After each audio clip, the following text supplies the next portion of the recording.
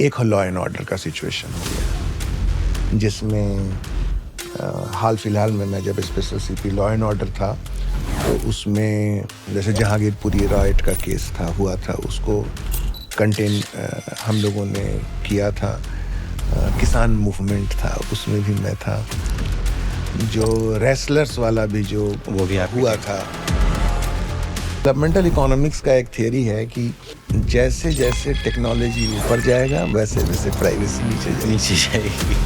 और आज जो आईटी का ज़माना जिस तरह से ये एक्सप्लोजन हुआ है, और data science, data governance, AI, gen AI, robotics, चारों तरफ सीसीटीवी, और हर चीज़ हर क्षण में एकदम बिल्कुल चाहते हैं कि सबके बारे में सारी चीज़ें पता रहे। 90% से ज़्यादा अपराध या तो शराब पिए रहता है या नशे में होता है। बात है, मैं उस जमाने में असिस्टेंट कमिश्नर था। अर्ली मॉर्निंग में एक मर्डर हो गया, एक पीडब्ल्यूडी के कैंपस के अंदर एक मर्डर हो गया ईस्ट दिल्ली में। महिलाओं के प्रति उत्पीड़न की बात सोचते हैं या करते हैं तो इसको कंटेन करने की बहुत ज़रूरत है एक सभ्य समाज में, और पुलिस इसके लिए काफ़ी काम कर रही है। बजरबट्टू पॉडकास्ट में आज जो हमारे गेस्ट हैं उनका परिचय कब सामान्य से बिल्कुल असाधारण हो जाता है इसका पता ही नहीं चलता। एक तरफ उनकी आईआईटी दिल्ली से की गई एमएससी इन केमिस्ट्री की डिग्री दिखती है, तो दूसरी तरफ भारतीय पुलिस सेवा में किए गए उनके नए नए प्रयोग। कभी लॉ इन्फोर्समेंट में उनका योगदान, तो कभी पेट्रोलियम पॉलिसी एंड एनालिसिस में उनका यूनिक काम। क्राइसिस मैनेजमेंट से मेंटोरशिप तक भारत सरकार के कई काम में उनका योगदान रहा है। वो 2007 से 2012 director ministry of petroleum and natural gas भी रहे। देश को दोहा, ह्यूस्टन, मॉस्को, लंदन जैसी जगहों पर रिप्रेजेंट किया। पुलिस हायरार्की में शायद ही कोई ऐसी जगह बची हो जिस पर इन्होंने सेवा ना दी हो। बात पुलिस के मॉडर्नाइजेशन की हो या ट्रैफिक कंट्रोल के नए नियम बनाने की, इनकी चर्चा के बिना कोई भी विषय अधूरा ही रहेगा। इन्हें 2008 में मेरिटोरियस सर्विस के लिए पुलिस मेडल से और 2015 में president police medal for distinguished services से सम्मानित किया गया। तो आज हम अपने पॉडकास्ट में स्वागत करते हैं श्री दीपेंद्र पाठक का, जो स्पेशल कमिश्नर ऑफ पुलिस से लेकर डायरेक्टर जनरल ऑफ पुलिस तक कई पदों पर रहे, लेकिन एक साधारण पृष्ठभूमि से आने वाले और एनवायरमेंटल साइंस में जेएनयू से एमफिल करने वाले व्यक्ति का झुकाव आखिर यूपीएससी की तरफ कैसे हो गया। स्वागत है सर। देखिए, पब्लिक सर्विस, जो जनता में जो सेवा, और सेवा से ज्यादा एक जो कनेक्ट करने का की जो जिजीविषा होती है, वो बचपन से रही है।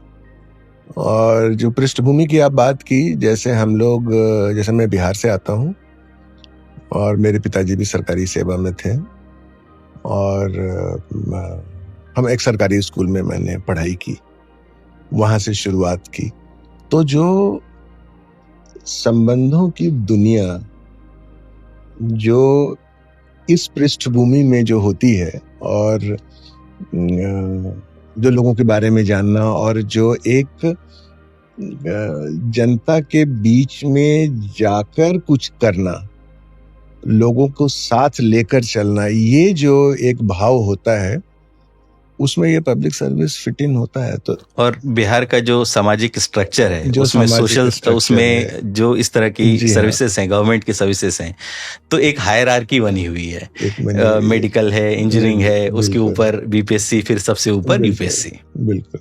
अब एज ए स्टूडेंट, चूंकि साइंस में मन लगता था, और साइंस के साथ साथ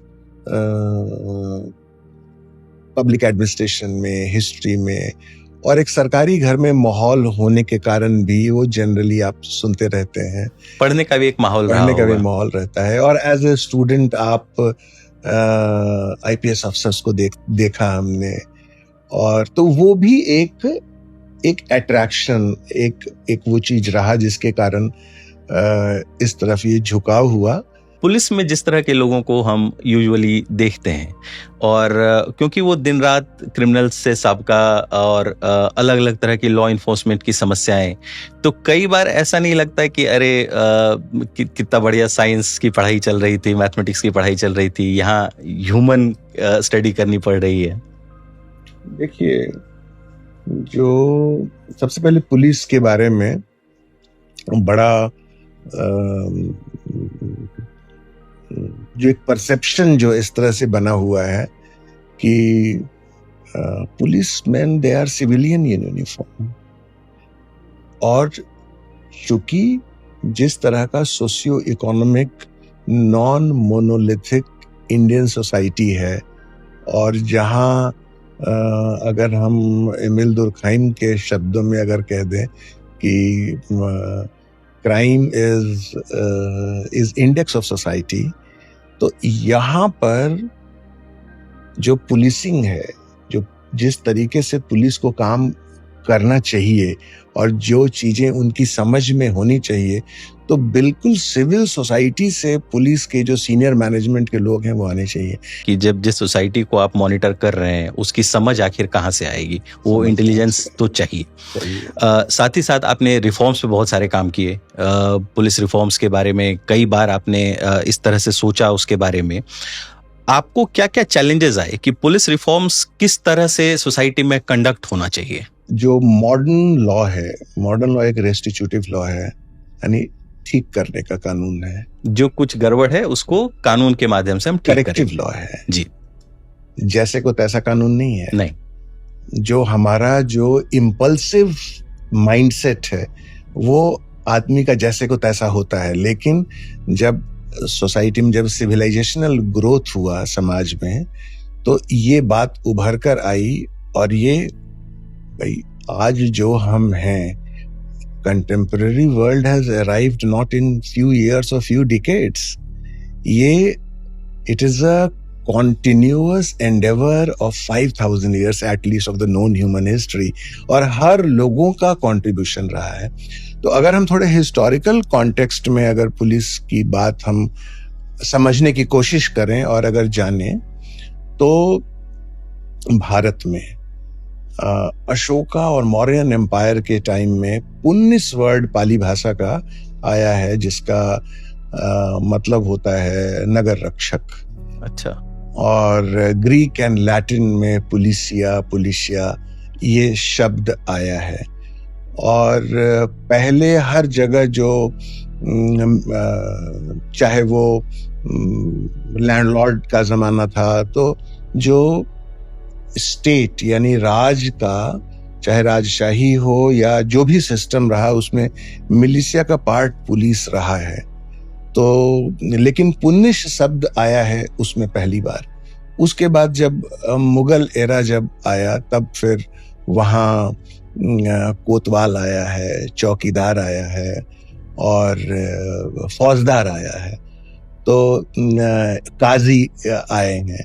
तो जो फौजदार होते थे, फौजदार जो बिल्कुल राजा के हिसाब से जो जिस भी तरह का जो वेपनरी होता था या आर्मरी होता था, उसको उसकी रक्षा उसकी जिम्मेदारी, पूरी जिम्मेदारी होती थी राजा की तरफ से।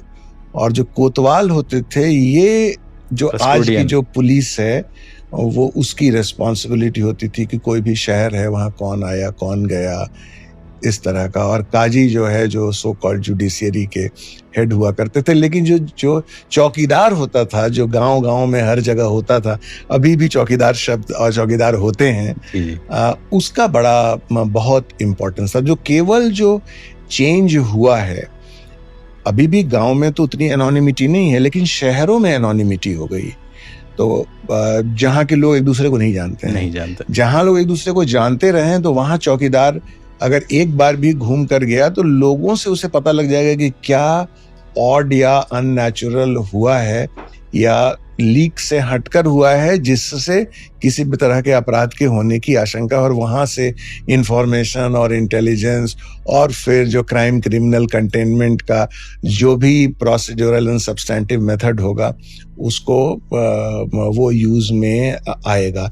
उसी के जरिए मिलिट्री और पुलिस मिला हुआ सोसाइटी में क्राइम क्रिमिनल कंटेनमेंट और ऑर्डरलीनेस का मेथड अपनाया गया। उसके बाद लॉर्ड कॉर्नवालिस आते हैं 1792 में, जिस समय में सबसे पहले वेतन भोगी पुलिस आया। इससे पहले नहीं था। तो वेतन पहले वो स्टेट के लिए काम कर रहे थे? नहीं, इससे पहले बस जो लगे हुए थे। उस समय में कोई बहुत ही स्ट्रक्चर्ड वेतन भोगी नहीं था। मान लीजिए जमींदारों के साथ काम किए हुए, राजा के साथ काम किए हुए, किसी ने कुछ दे दिया, पैसे ऐसे हो गया, या ऐसे ही अपने ही चले जा रहे हैं, एक तरफ बस काम, हाँ, या कोई सोशल सर्विस कर रहे हैं। तो जो 1792 में लॉर्ड कॉर्नवालिस ने सबसे पहले वेतन भोगी पुलिस, और तब कॉन्सेप्ट आता है जिला मजिस्ट्रेट का, और तब कॉन्सेप्ट आता है कि हर 400 मील पर एक थाना, और थाने का इंचार्ज हुआ दरोगा। जो दरोगा आज भी जो एक स्लैंग में जो कहा जाता है, तब वो हर 400 मील पे दरोगा फिर बेसिकली जो जिला मजिस्ट्रेट होता था उसको रिपोर्ट करते थे। तो ये इस स्ट्रक्चर बनने लगा एक, इस तरह से ये ग्रोथ हुआ। और फिर म्यूटिनी हो गई, यानी जो फर्स्ट वॉर ऑफ इंडिपेंडेंस 1857 का हुआ। उसके बाद प्रॉपर स्ट्रक्चर्ड फॉर्म में मॉडर्न लॉ के फ्रेम ऑफ रेफरेंस में 1860 के बाद जो इंडियन पुलिस एक्ट आया, और 1861-60 का, और फिर आईपीसी जो की धारा आई, 1872 में क्रिमिनल प्रोसीड्यूर कोड आया, 1872 में इंडियन एविडेंस एक्ट आया, फिर क्रिमिनल प्रोसीड्यूर कोड आया जो 1973 में एमेंड हुआ।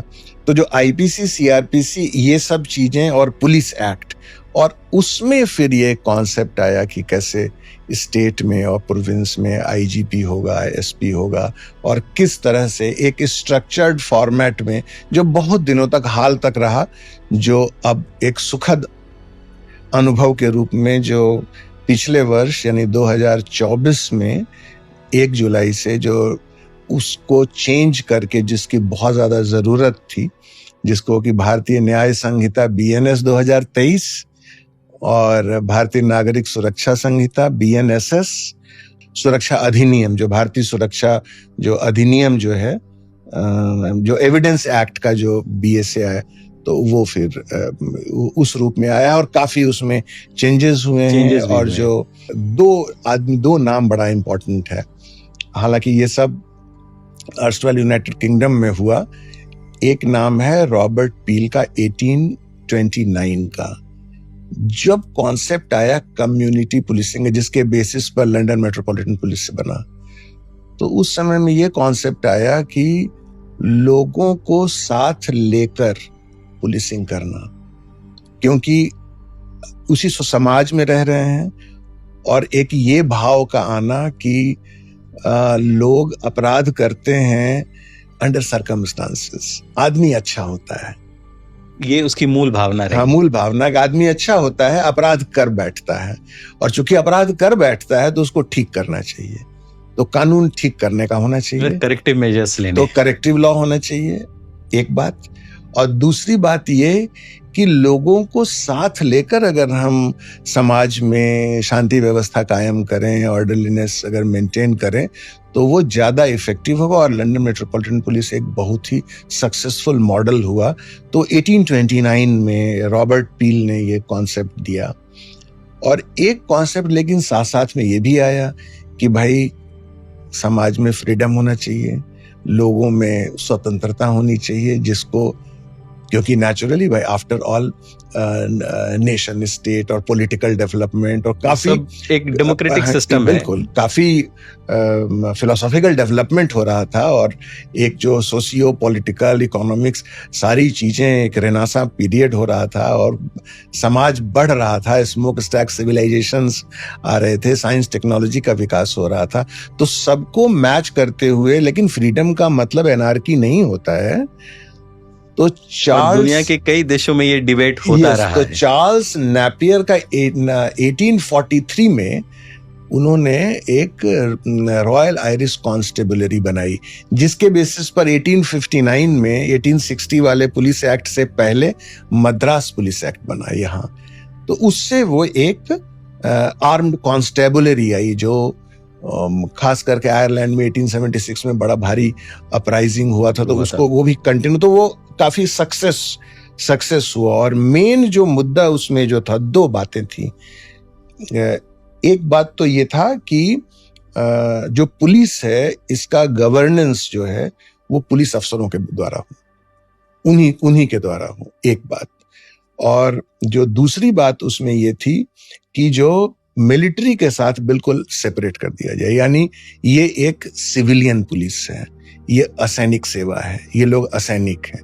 उसका ही प्रकटीकरण अगर हम बोले भारत के परिप्रेक्ष्य में, जो इंडियन पुलिस एक्ट और जो आईपीसी, सीआरपीसी और एविडेंस एक्ट के रूप में आया, और हम मॉडर्न लॉ की तरफ चल पड़े। लेकिन तब भी वो ब्रिटिश एम्पायर के लिए रेवेन्यू रियलाइज करने में ये यूज होने लगा। नंबर नहीं था, उतना पैसा नहीं था, ब्रिटिश एम्पायर भी कम पैसे में कैसे काम चले वो भाव रहा था।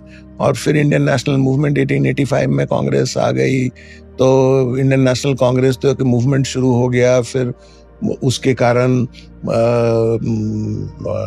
जो पुलिस थी, जो भी फर्स्ट वार ऑफ इंडिपेंडेंस के बाद से मॉडर्न फ्रेम ऑफ रेफरेंस में आई और समाज में सोशल ऑर्डरनेस होगा, इस सब के लिए बनी।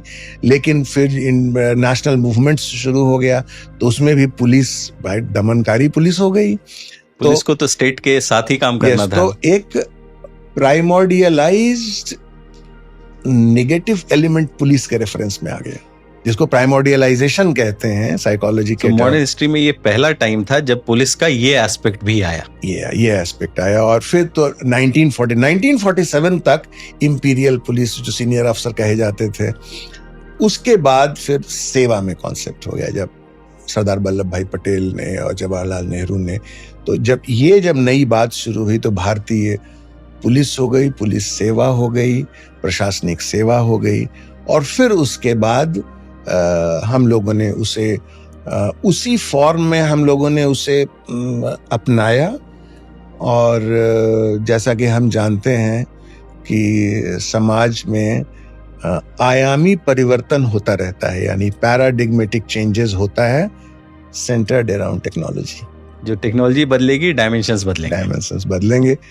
और फिर भारत भी बदला, हम आजाद हुए, हमारी सोच बदली, हम बिल्कुल सेवा का भाव हमारे में आया।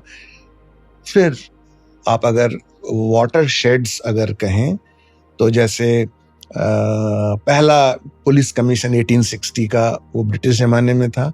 दूसरा पुलिस कमीशन 1902 का था, लॉर्ड कर्जन के जमाने में, जब वो डीवाईएसपी, डीआईजी, जो रैंकिंग, जो एक हायरार्की का ये कॉन्सेप्ट आया। उसके बाद जब देश आजाद हुआ, तो एक नया पुलिस आया 1977 में, फिर नेशनल पुलिस कमीशन आया। और जो आजादी के बाद फिर जब ह्यूमन राइट्स का जब नया कॉन्सेप्ट आता है, तो 1990 से फिर एक डिफरेंट चेंज, कोर्ट्स के भी बहुत सारे डायरेक्शन आए, बड़ी सारी कमीशंस बैठी। और अल्टीमेटली जो एक मॉडर्न पीपल फ्रेंडली जो स्ट्रक्चर हमने अभी बीएनएसएस और भारतीय साक्ष्य अधिनियम के रूप में जो 2023 में जो आया है, जो 1 जुलाई से 2024 से लागू हुआ है, 1 साल से थोड़ा ज्यादा हुआ है, उसके फ्रेम में आज हम सोशल ऑर्डरलीनेस का मजा लेते हैं। सर, इसमें एक बात और भी है कि ये बात ठीक है कि पुलिस ने एक बहुत लंबा रास्ता तय किया है और कई फेजेस से गुजर के आई, लेकिन जब हम ट्रस्ट गैप की बात करते हैं, तो राष्ट्रीय राजधानी में ना सही, दिल्ली एनसीआर में ना सही, लेकिन बहुत सारे स्टेट्स में पुलिस और आम लोगों के बीच का ट्रस्ट गैप है।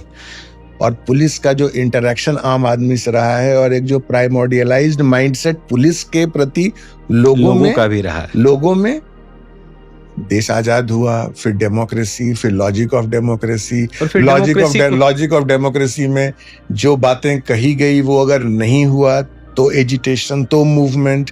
फिर भाई लोगों के जान माल की और लोगों के जान की सबकी रक्षा करने के लिए पुलिस आएगी। तो ये एक निगेटिव सिचुएशन में आ ही जाते हैं, तो जिसके कारण ये एक निगेटिव परसेप्शन बनता चला गया। और अगर डेमोक्रेसी को मजबूत करना है तो फिर पुलिस को भी उसी हिसाब से उन्हीं के पक्ष में काम करना पड़ेगा। तो ये बात तो है, लेकिन इसका मतलब ये नहीं कि all policeman are not angels. तो बहुत सारी कमी होती है, बहुत सारे, क्योंकि एक जो ह्यूमन एलिमेंट है, जो आदमी के होने का, और जो उनमें जो एक जिसको कहते हैं कि जो किंग, जो एक अपराध के प्रति है, जो प्रेजुडिस जो आ जाता है पुलिस वालों के बीच में भी, या कभी कहिए कि समझ कम होने के कारण, या कभी कहिए कि बहुत तरह के इडियोसिंक्रेसीज के कारण, तो उसके कारण कभी कभी पुलिस फोर्स में भी ये निगेटिव बातें आती हैं। एलिमेंट ऑफ टेक्नोलॉजी, जिसको कि अब कानूनी तौर पर BNSS में एडॉप्ट किया गया है, जिसमें वीडियोस हैं, ईमेल है, हर तरह का सर्विलांस, फोटोग्राफ है। तो उससे क्या हुआ कि उससे स्पीड आया सिस्टम में और सर्टेनिटी भी आई। लेकिन जितना सर्विलांस बढ़ता है उसमें एक सवाल ऐसा भी आता है कि क्या सोसाइटी की फ्रीडम उस पर कर्व हो रही है? अब देखिए, ये एक बार हमने एक अखबार में किसी ने पूछ लिया था कि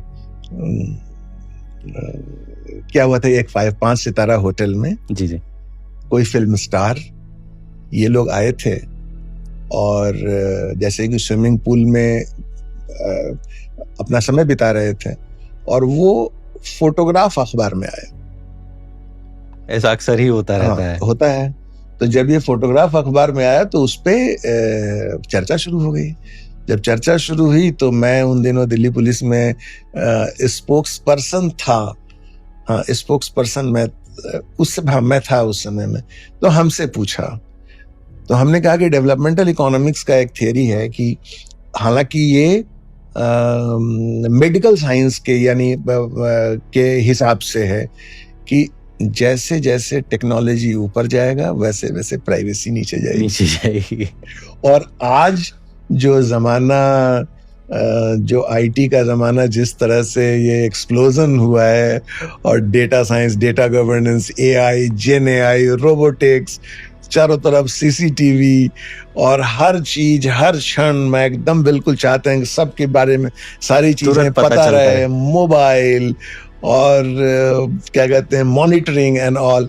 तो निश्चित रूप से ये एक एलिमेंट है, और तो इसके साथ साथ डेटा प्राइवेसी का भी एक अलग ही इकोसिस्टम अलग आयाम है। तो वो तो उसमें जैसे जहांगीरपुरी राइट का केस हुआ था, उसको कंटेन हम लोगों ने किया था। किसान मूवमेंट था, उसमें भी मैं था। एक साहिल और साक्षी वाला भी आपके टेन्योर का है, वो है। और जो रेसलर्स वाला भी जो वो भी हुआ था, जब भारत के हमारे यहाँ जो नए पार्लियामेंट का इनॉग्रेशन था, उस दिन था, उसमें था मैं। तो ये एक पक्ष हो गया। और एक हुआ कि इंडिविजुअल केसेस का, जिसमें बहुत सारा सोशल और साइकोलॉजिकल एलिमेंट है। एक चीज जो हमने पाया है वो ये है कि शायद 90% से ज्यादा अपराधी जो करता है वो या तो शराब पिए रहता है या नशे में होता है।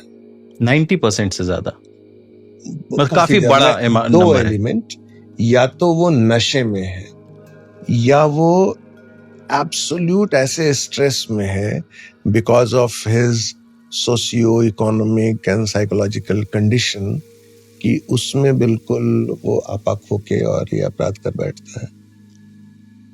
अपराध होता है।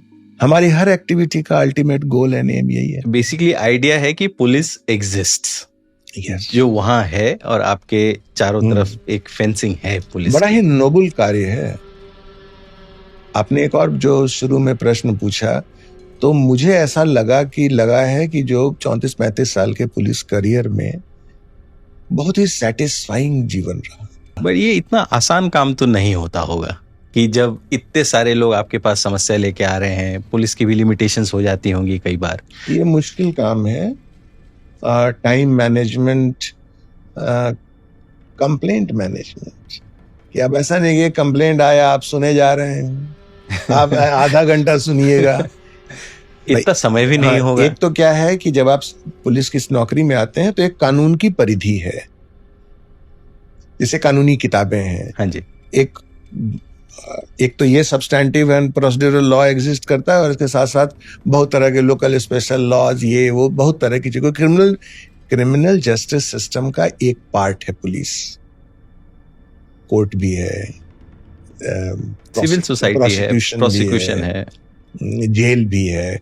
तो आप एक पार्ट हैं, लेकिन आप बड़े एक्टिव पार्ट हैं। आप फर्स्ट इंटरफेस हैं और पब्लिक सर्विस है। मैं आप समझ लीजिए कि खास करके एनोनिमस सोसाइटी में, जैसे महानगर की सोसाइटी है, दिल्ली या एनसीआर की जो सोसाइटी है, यहाँ पे कोई भी समस्या होती, लोग सबसे पहले 100 नंबर की कॉल करते थे, 102 नंबर की कॉल करते हैं, कॉल करना पड़ता है और पुलिस जाती है। भाई ज्यादा, सबसे ज्यादा हमको लगता है कि 90% से भी ज्यादा जो कॉल्स होती हैं, जो सो कॉल्ड, जिसमें सुओ मोटो पुलिस एक्शन नहीं बनता है, जिसको नॉन कॉग्निजेबल, लेकिन वो बड़ा इंपॉर्टेंट है। वो समाज में शांति व्यवस्था कायम रहे, या लोगों को जो फेंस में जो हल्की फुल्की बदमाशी कर रहे हैं और एक समाज में उनका कॉन्फिडेंस टूटे, और जो प्रताड़ित लोग हैं उसमें कॉन्फिडेंस उसके हिसाब से बड़ा इंपॉर्टेंट है। पुलिसिंग में एक वर्ड काफी चलता है जिसको कहते हैं सिक्स्थ सेंस। पुलिस की सिक्स्थ सेंस कुछ एक अलग ही चीज है, अगर इसके बारे में थोड़ा बता सकें। इसके बाद में कई बार कभी खुद भी आश्चर्यचकित हो जाता हूँ खुद पे कि ये कैसे पता चल गया। जैसे कि जब आप मान के चलिए कि 8-10 वर्ष की जब सर्विस हो गई और कंप्लेनेंट आपके पास आते हैं, एक टाइम भी होता है, आप हैं अपने ऑफिस में और कंप्लेनेंट को सुन रहे हैं, 1, 2, 3, 4 कंप्लेनेंट। वो टाइम मैनेजमेंट बड़ा इंपॉर्टेंट होता है, क्योंकि अब एक कंप्लेंट को आप ऐसा नहीं हमेशा काफी टाइम अगर देंगे तो फिर दूसरे का क्या होगा, दूसरे का भी क्या होगा, ये है। तो जैसे ही वो कंप्लेनेंट कमरे में आता है तो ये सिक्स सेंस कंप्लेनेंट के सेंस में हो जाता है कि इसे समस्या किस तरह की है। इकोनॉमिक ऑफेंसेस इसके साथ हुआ है, या मारपीट इसके साथ हुई है, या मैट्रिमोनियल डिस्प्यूट का मैटर है, या पारिवारिक झगड़ा है, पड़ोसी का झगड़ा है।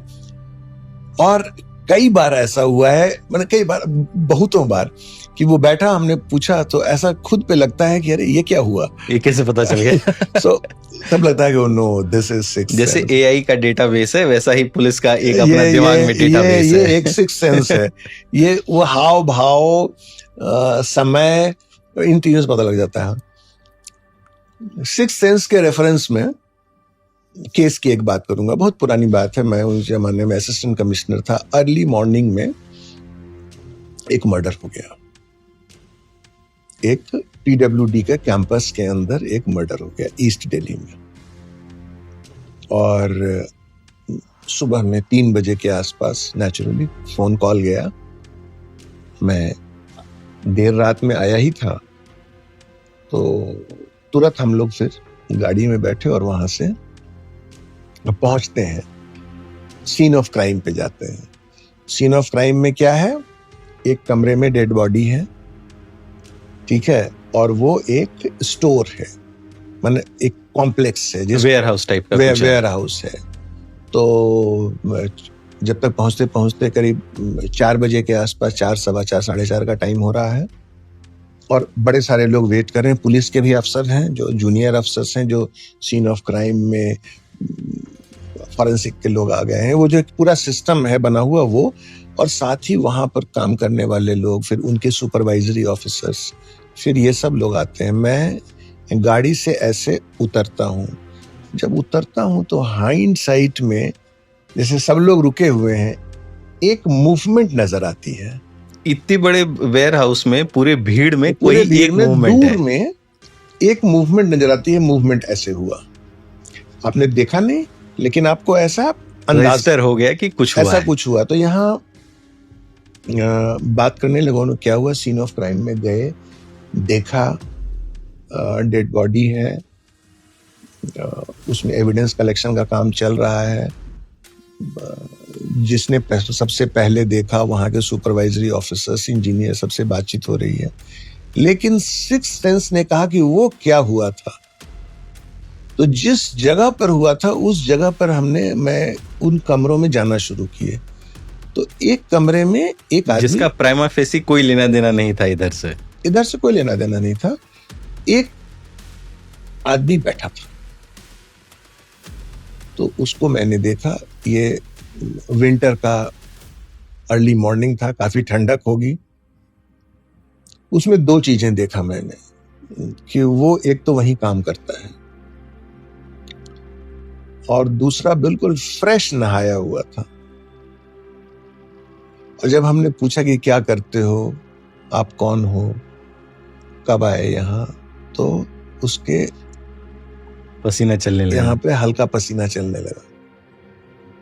जो हमारे साथ जूनियर अफसर थे, बोला कि सर क्या बात है, कौन है ये? तो इसकी जिसका डेथ हुआ उसके बाद ये ड्यूटी पे आता। ओके। तो हमने उससे पूछने के बाद फिर गए। तब तक मैं वेपन ऑफ ऑफेंस है, वो जनरली जब क्राइम होता है तो अगल बगल में मिलता है, तो पीछे में वेपन ऑफ ऑफेंस मिला।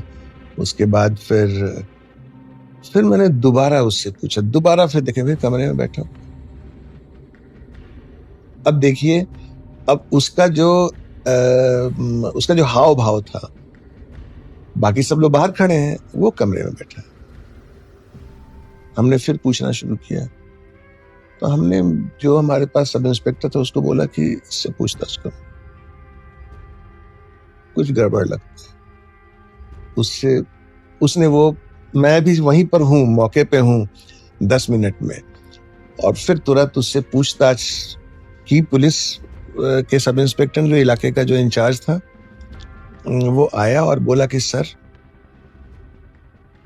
इसके भतीजे ने किया है। और कहाँ है वो गया है बस स्टैंड। तुरंत एक टीम बस स्टैंड गई और जब बस में चढ़ने से पहले उसे पकड़ के ले आई। तो कहने का मतलब जो सिक्स्थ सेंस है वो एक ये ऐसा होता है, जो सीधे तरह से कहीं कनेक्टेड नहीं दिख रहा था लेकिन उससे रिलेटेड था।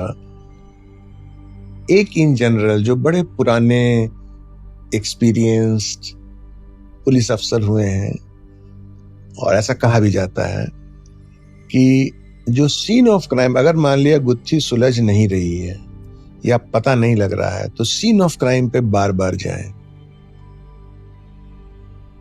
ऐसे जैसे फिल्मों में हम सुनते हैं कि कोई न कोई सुराग छोड़ के गया होगा, होता ही है। बड़े तरह के लॉ ऑफ कॉन्टैक्ट और ये सब वो सब हैं कि जो अपराधी है वो वहां पे कुछ ना कुछ छूटेगा ही। तो ये तो एक ट्रेडिशनल जो है, मतलब कोई चीज ऐसे परफेक्ट क्राइम नहीं हो सकती है। हाँ, मतलब ऐसा देखिए, जो इन्वेस्टिगेशन है या अपराधी को पकड़ने कोई टाइम फ्रेम में तो नहीं बांधा जा सकता है इसको कि हम एक दिन में पकड़ लेंगे, 2 दिन में हो जाएगा, 4 दिन में। हम एफर्ट करेंगे। लेकिन ये जरूर है कि अगर कोई दिक्कत हो रही है उसमें, या उलझन हो रही है, या हम भटक रहे हैं इन्वेस्टिगेशन में, वो अपने आप में बड़ा ही रोमांचक होता है और बड़ा ही चैलेंजिंग होता है, बहुत ही क्रिएटिव होता है। कई अलग अलग तरीकों से सोचना पड़ेगा। आप वहां जाते हैं और फिर जब वो सॉल्व होता है तो पता लगता है अरे ये तो अलग तरीके से सॉल्व हुआ, ये हुआ ही अलग था। कई बार आपको जो साथ में जो अपराधी होता है वो आपके साथ होता है, आपको भटकाता है, वो झूठ बोलेगा और आपको पकड़ना है कि सच है झूठ है क्या। और फिर आपको लगता है कि अंत पता लगता है अरे ये तो यही तो था, साथ में इसी ने किया है। तो ये सब अब जब से टेक्नोलॉजी का, सर्विलांस के नए नए तरीके हैं, नहीं, जब टेक्नोलॉजी आ गई, टेक्नोलॉजी का यूज समाज में, सोसाइटी में बढ़ गया, मोबाइल फोन का बढ़ गया, तो अब दूसरा रास्ता भी हो गया। तो वो जो है वो अपराधी को अपराध करने में अगर मदद कर रहा है तो पुलिस अफसर को पकड़ने में भी मदद कर रहा है।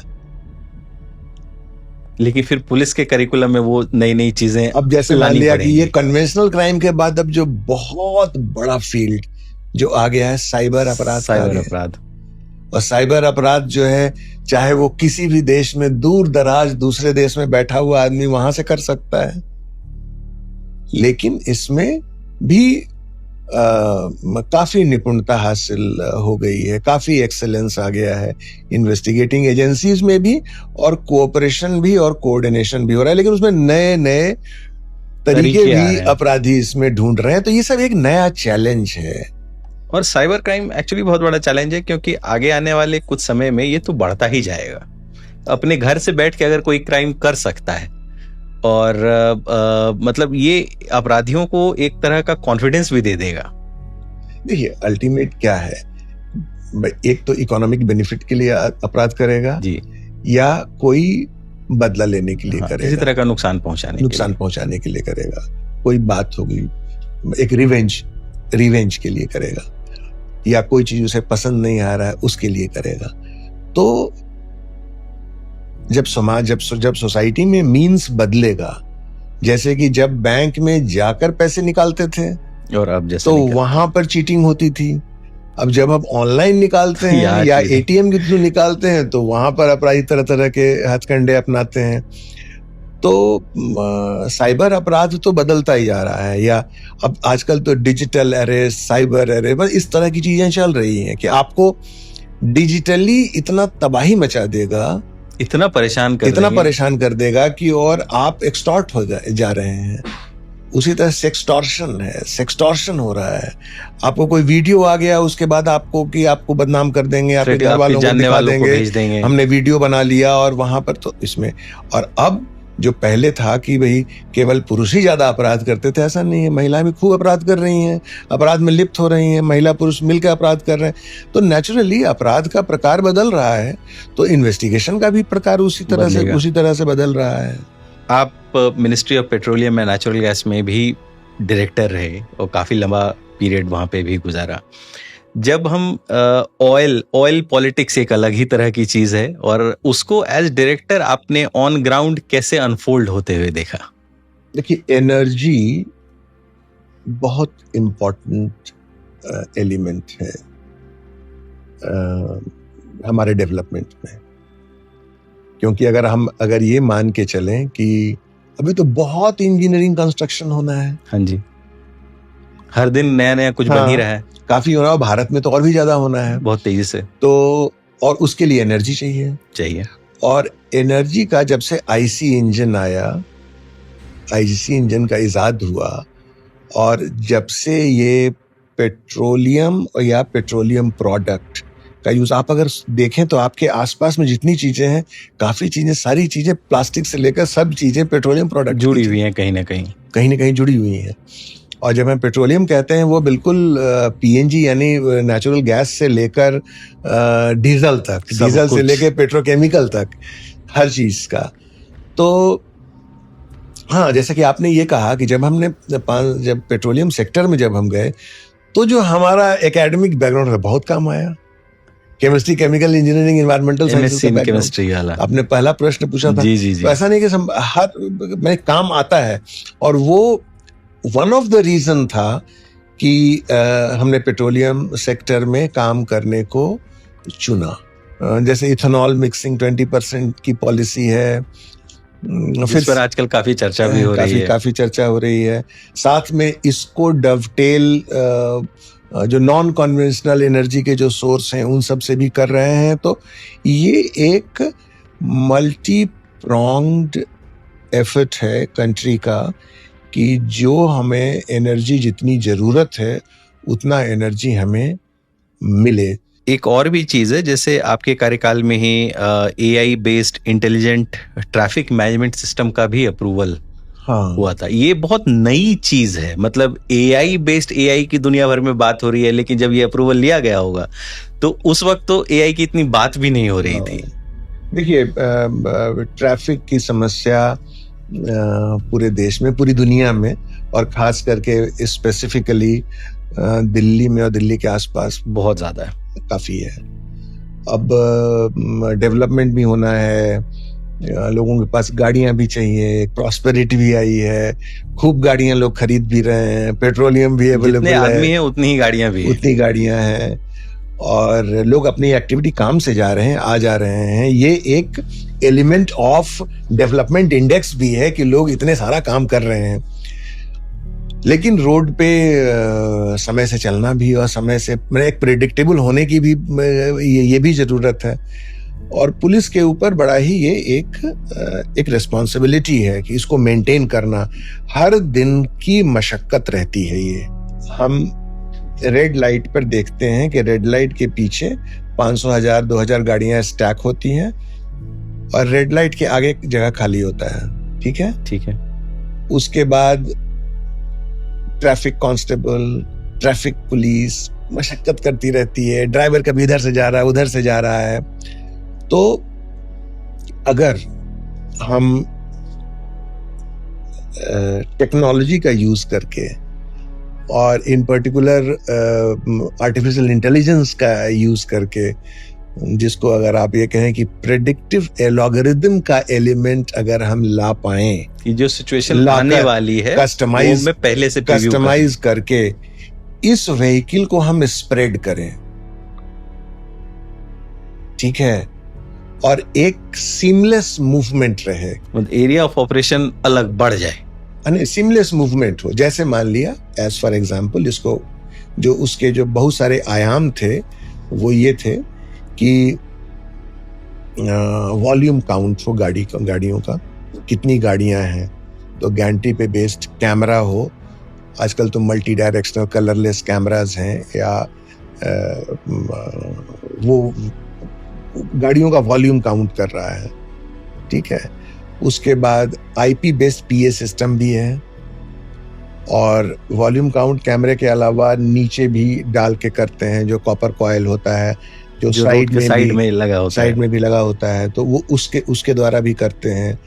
और जो रेड लाइट्स जो हैं, ये जो ट्रैफिक सिग्नल्स हैं, ये एडेप्टिव ट्रैफिक सिग्नल, यानी ट्रैफिक सिग्नल आपस में बात करें, या अगर मान लें इधर से 100 गाड़ियां आ रही हैं, उसको पहले ही पता हो कि 100 गाड़ियां, और इधर से 30 गाड़ियां आ रही हैं, तो 30 गाड़ियों वालों में कम देर ग्रीन लाइट चाहिए, 100 गाड़ियों में ज्यादा देर चाहिए। तो एक ये हो। अब वो रोड पे रोक कर और गाड़ी को रोक कर और उसको हम चालान कर रहे हैं, वो नहीं होगा, उसकी जरूरत ही नहीं पड़ेगी, ऑटोमेटिक होगा। वो शुरू भी हो गया है, वो चीजें शुरू हो गई हैं। तो ये सब टोटल मिल करके, और ये कस्टमाइज होगा, क्योंकि हर साल ये डिफरेंट होगा, क्योंकि एक पर्टिकुलर टाइम पीरियड होता है, पर्टिकुलर टाइम पीरियड जिसमें वीआईपी मूवमेंट होता है। आफ्टर ऑल वो भी एक बहुत बड़ी रेस्पॉन्सिबिलिटी होती है कि भाई एयरपोर्ट से कोई वीआईपी आ रहा है, मैं बाहर विदेश के लोग आते हैं, और जिस तरह का सिक्योरिटी सिनेरियो पूरी दुनिया में है और भारत में जिस तरह का एक चैलेंज होता है, तो सिक्योर्ड एनवायरनमेंट भी प्रोवाइड करने की जरूरत होती है। तो ये जो एआई बेस्ड जो ट्रैफिक मैनेजमेंट सिस्टम है, इसके जरिए हम सीमलेस ट्रैफिक मूवमेंट हम दे पाएंगे। जो मिसचीफ मॉन्गर्स इसमें हैं, जो वायोलेटर्स हैं, इनको हम आइडेंटिफाई कर पाएंगे with proof. Women safety police के लिए एक अलग तरह का चैलेंज है, और समाज भी बदल रहा है। हम देखते हैं कि उसमें कई नई टेक्निक्स पुलिस इंप्लीमेंट करती है, लेकिन कई बार इस तरह के अपराधी सामने आ ही जाते हैं।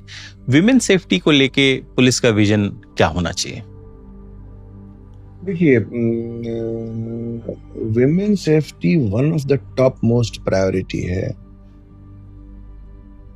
हर पुलिस ऑर्गेनाइजेशन की। दिल्ली में तो रही, हर जगह है। उसका कारण है कि नेचुरली समाज में जो बदलाव आया है पिछले 40-50 साल में, उसमें महिलाएं घर से बाहर एम्पावर्ड हुई हैं, पुरुष के साथ कंधे से कंधा मिलाकर काम कर रही हैं। और चूंकि महिलाएं जब बाहर आई हैं, तो उनका मूवमेंट भी है, हर समय में मूवमेंट है। बिल्कुल है। अब जैसा कि मैंने पहले कहा कि सोसाइटी मोनोलिथिक नहीं है, डिफरेंट सोशियो कल्चरल बैकग्राउंड से लोग आए हैं। कई बार जो वैल्यू सिस्टम शहर में है वो वैल्यू सिस्टम डिफरेंट तरीके से एक विलेज में है। कई बार राज्य का भी अंतर और है। मोनोलिथिक नहीं है कि बहुत पढ़े लिखे लोग हैं, बहुत अनपढ़ लोग हैं, बहुत शांति प्रिय लोग हैं, बहुत अशांति प्रिय लोग हैं। तो इस तरह से अलग अलग तरह के लोग, अलग अलग भाषा के लोग हैं। तो ऐसे सर्कमस्टांसेस में जो डेविएंट बिहेवियर है वो भी होता है लोगों में। तो डेविएंट बिहेवियर या क्रिमिनल बिहेवियर के साथ खास करके इस तरह का जो जिसे बोलते हैं कि जो लैसिवियस एंड कार्नल डिजायर से जो उस तरह की मानसिकता वाले लोग जब महिलाओं के प्रति उत्पीड़न की बात सोचते हैं या करते हैं, तो इसको कंटेन करने की बहुत ज़रूरत है एक सभ्य समाज में। और पुलिस इसके लिए काफ़ी काम कर रही है। तो हर स्टेट में महिलाओं का रिक्रूटमेंट और महिलाओं की भर्ती पुलिस में, महिला पुलिस अफसर, बहुत सारे IPS अफसर्स हैं, खूब बहुतायत में आ रही हैं। तो अब वो जो एक बैरियर था वो पिछले 10 साल 15 साल में मैं देखता हूँ काफी कम गया, और इसकी जरूरत भी थी और इसकी जरूरत है और भी बेहतर होने, स्कोप ऑफ इम्प्रूवमेंट अभी और है इसमें। तो एक ये, और महिलाएं, लड़कियां, ये सब काफी आ रही हैं। तो ताकि कोई वायोलेट न करे या कोई इस तरह का माहौल न क्रिएट करे कि उनके मन में भय हो जाए या वो वायोलेट हो जाए या उनके ऊपर अपराध हो जाए, तो इसके लिए जो जनरल पुलिसिंग तो है ही है, उसमें महिलाओं का होना ये सब है ही है, जो कानून का जो प्रावधान है वो है, उसके साथ साथ women centric community policing schemes भी हैं, जिसमें जैसे दिल्ली पुलिस में तो सशक्ति एक over arching women safety initiative रहा है, जिसमें एक ऐप भी है, अभी भी ऐप होगा, वो हिम्मत ऐप करके एक वो किया गया था। यानी कि फिर जो विमेन सेफ्टी का एक नंबर भी है जो कि आप कोई भी बात हो, बल्कि ये एलिमेंट था कि मोबाइल अगर हिला भी देते हैं तो वो ऑटोमेटिक वो कॉल चला जाएगा। फिर स्पेसिफिक पिंक पुलिसिंग का भी कॉन्सेप्ट है, पिंक पुलिस बूथ्स हैं। तो बहुत तरह का जो उनको सुविधाएं, फिर ये भी है कि अगर महिला कोई कंप्लेन करती है तो महिला ही उसको अटेंड करेगी, ताकि मान लिया कुछ बातें बतलाने में कोई आपस में कॉन्फिडेंस रहे, कोई झिझक ना हो। और जो मान लिया रेप केसेस हैं या इस तरह का वायलेशन केसेस की IO भी महिला होगी। तो इन तमाम चीजों को विथ सेंसिटिविटी एंड इफेक्टिवनेस के साथ ये कम्युनिटी पुलिसिंग स्कीम भी और एक्चुअल जो crime criminal containment scheme women centric बना करके ये पुलिस में किया गया है। सशक्ति तो वो नाम मैंने चूज किया और दिया, हम लोगों ने उसे लॉन्च किया था कई दशकों से दिल्ली पुलिस में तो खास करके, लेकिन पूरे देश की पुलिस में मैं देख रहा हूँ कि हर जगह ये एक एलिमेंट आया है। और इसके अलावा जो एंटी टेरर प्रिपेयर्डनेस है, क्योंकि भारत आतंकवाद से ग्रसित बहुत दशकों से रहा है। आज भी है, टारगेट पे तो रहते ही हैं, आज भी है। और ये पुलिस की चाक चौबंदी है जो हम उसको कंटेन किए रहते हैं, और जरा सा भी इधर उधर होने पे हम धर पकड़ते हैं। उसमें बहुत सारी सेंट्रल एजेंसीज हैं, इंटेलिजेंस एजेंसीज हैं, इंटर स्टेट का कोऑर्डिनेशन है, सबका कंट्रीब्यूशन है। और सरकार और हर तरह की संस्थाएं और टेक्नोलॉजी का यूज, ये सब एक इफेक्टिव तरीके से हम उन सबको कंटेन करके मतलब जो टेरर है उसको, और जहां कहीं अगर हुआ है तो उसको इस स्पीड के साथ और इस इफेक्टिवनेस के साथ उसे क्रश किया जाता रहा है कि उसका एक अच्छा डेमोन्स्ट्रेशन इफेक्ट है सरकार की तरफ से भी और हर तरह की संस्थाओं की तरफ से और ऑर्गेनाइजेशन की तरफ से। तो इसमें जैसे सशक्ति है, एक पराक्रम की चर्चा आपने की, वो लॉन्च किया था, वो है अभी भी। जिसमें वो एंटी टेरर प्रिपेयर्डनेस है। वो एक जैसे कि आप police control room van, mobile vans देखते हैं, तो एक पराक्रम वैन है। पराक्रम वैन जो है उसमें अगर मान लिया कहीं बॉम्ब की कॉल आ गई, कहीं कोई टेरर अटैक हो गया, तो हमारे पास नेशनल लेवल पर बहुत इफेक्टिव एनएसजी के कमांडोज हैं, उनके भी हर तरफ हैं, लेकिन इमीडिएट लोकल पुलिस में भी एक फर्स्ट लेवल पीसीआर के बाद एक और लेवल, एक रेस्पॉन्स प्रिपेयर्डनेस है। उसके तहत एक खास तरह के इक्विपमेंट, हाई फायर पावर और कंटेनमेंट पावर, उसमें जो स्टाफ है उनकी ट्रेनिंग, इन सब के साथ, और व्हीकल, इसके साथ वो बहुत इलाके में उसको डिप्लॉय किया गया है। मैं 2-2.5 साल अंडमान निकोबार आइलैंड्स में मैं डीजीपी था, तो वहाँ भी जो बेस्ट प्रैक्टिसेस थे जो दिल्ली पुलिस में, चाहे वो ट्रैफिक से था, तो यहाँ AI based intelligent traffic management system था, तो वहाँ ट्रैफिक के साथ साथ सिक्योरिटी को भी तो SCITMS कर दिया था। सर, आप आए हमारे न्यूज़ रूम में, अपना समय दिया और इतनी डिटेल बातचीत हुई पुलिसिंग पर, जो नई नई AI टेक्नोलॉजीज हम यूज़ कर रहे हैं उस पर, विमेन सेफ्टी के ऊपर और ट्रैफिक की समस्याओं के ऊपर। सो हम उम्मीद करते हैं कि हम दोबारा आपसे मिलेंगे और फिर से एक बार लंबी बातचीत होगी। नहीं, इस पॉडकास्ट पे आने पर मैं भी अभिभूत हूँ। काफी ओवरवेलमिंग एक्सपीरियंस हुआ, और बहुत बहुत शुभकामनाएं आप सबको। Thank you so much sir. Thank you.